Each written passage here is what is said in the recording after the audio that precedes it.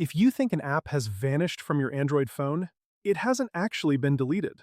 It's usually just tucked away in a hidden menu that most people never bother to check. I'm going to show you exactly where these icons are hiding, so you can get them back on your screen in less than a minute.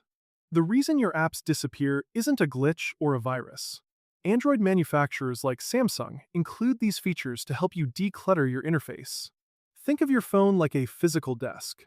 Sometimes you put things in a drawer to keep the surface clean, but then you forget which drawer you used. Your phone does the same thing by moving icons into a hidden vault.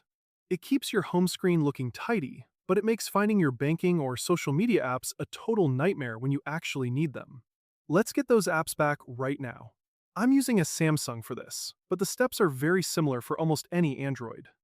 Start by opening your main settings menu. You can do this by swiping down from the top and hitting that little gear icon. Once you're in there, scroll down until you see the section labeled Home Screen. Go ahead and tap on that. Now, look for the option that says Hide Apps on Home and App Screens. When you open this, you'll see a section at the very top labeled Hidden Apps. Every single icon you've been looking for is sitting right there.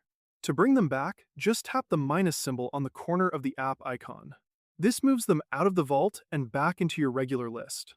Make sure you hit the Done button at the bottom, or your changes won't save.